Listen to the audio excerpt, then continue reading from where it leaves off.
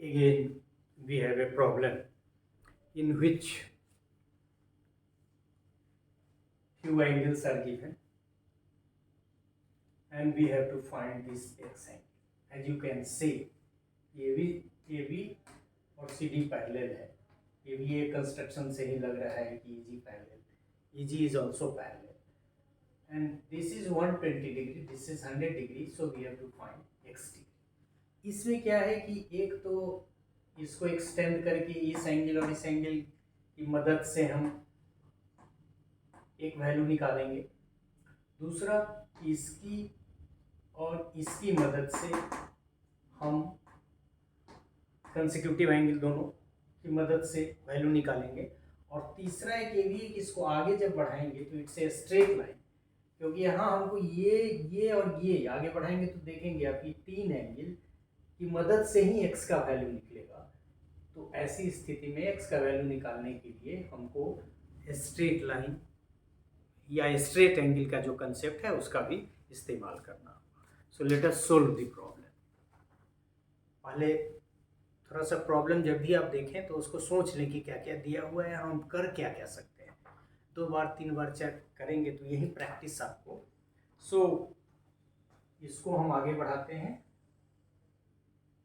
हम इसको F कर देते हैं. सो EF, ये हमारे कंस्ट्रक्शन का पार्ट नहीं था.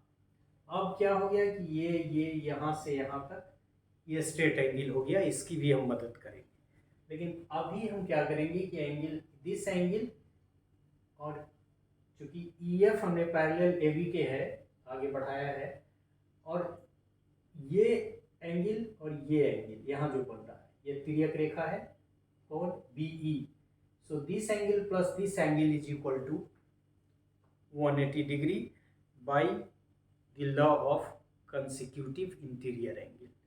तो consecutive interior angle में हम लोगों ने देखा कि FE is parallel to AB, right, and BE is transversal, right, and that is why we can write angle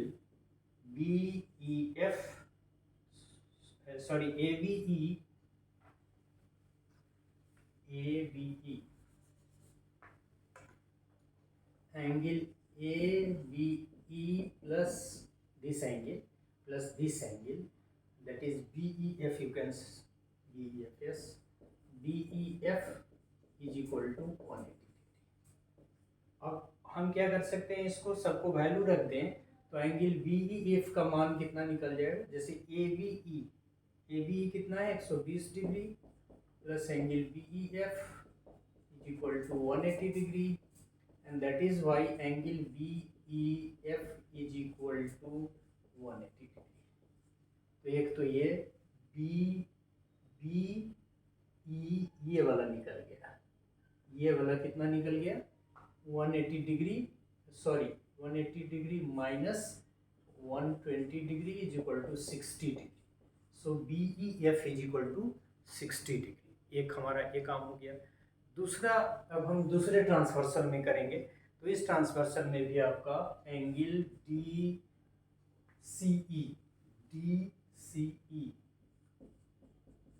this angle plus this angle मतलब GEC, angle GEC is equal to 180 degree. This value is given, that is 100 degree, and plus angle GEC is equal to 180 degree, and that is why angle GCEG,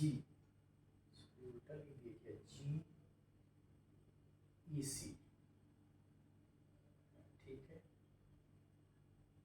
अच्छा, GEC लिखे या CEG लिखे, it is all the same. So angle GEC, yes, थोड़ा दो जगह दो चीज लिख देंगे तो थोड़ी सी परेशानी होगी. तो ये angle, this angle is equal to 80 degree and this angle is equal to 60 degree. And since FEG is a straight angle, and so sum of all these angles, you can see angle FEB plus angle BEF plus angle GEF is equal to 180 degree straight line में। अब FEB का मान BEF या FBB, it is already 60 degree.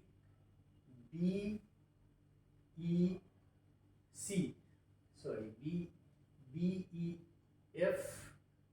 कहाँ से लिखिए,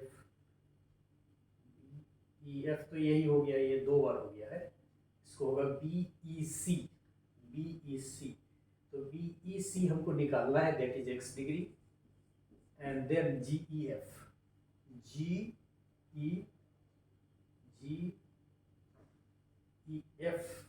ये तो टोटल हो जाएगा ना, GEF नहीं, GEC। So that is GEC is equal to 80 degree, और ये कितना के बराबर है, 180 डिग्री हो गया, और ये दोनों हो जाएगा 140 डिग्री।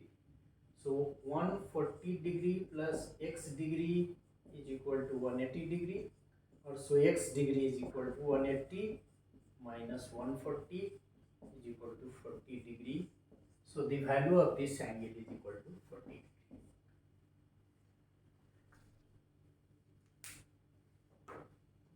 ये जो हमारा हुआ, ये 40 डिग्री हमारा आ गया। कैसे? तो हम लोगों ने 3 चीज़ का इस्तेमाल किया कि this angle plus this angle consecutive interior angle है, क्योंकि ये पैरेलल है और ये बाइसेक्टर है। उसी तरह से ये पैरेलल है और ये बाइसेक्टर है, तो this angle consecutive interior angle, और इसकी मदद से इस एंगल का मान निकालें। फिर हम लोगों ने स्ट्रेट एंगल जो 180 डिग्री के बराबर होता है, में ये 60 डिग्री, ये 80 डिग्री डाला, तो दिस एंगल, ये straight angle, that is this angle plus this angle plus this angle is equal to 180 degree, and the value of this angle is equal to given, and that is equal to 140 degree. So x is equal to 180 degree minus 140 degree is equal to 40 degree. So this is also easy. There are other problems in your NCERT books and others, but every problem cannot be solved.